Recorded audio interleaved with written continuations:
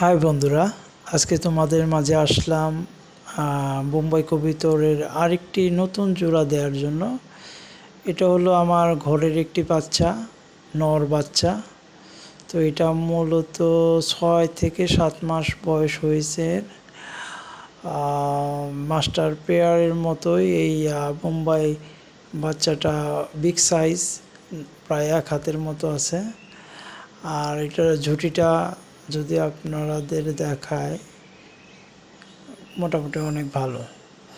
আর এরপরে যে মাদিটা আপনাদের দেখাবো, এটা হলো আপনার বাইরে থেকে কেনা একটা কবুতর। এটা মূলত ওর থেকে একটু ছোটোই হবে, কিন্তু ঝুঁটিটা মাশাআল্লাহ অনেক বড় সাইজ।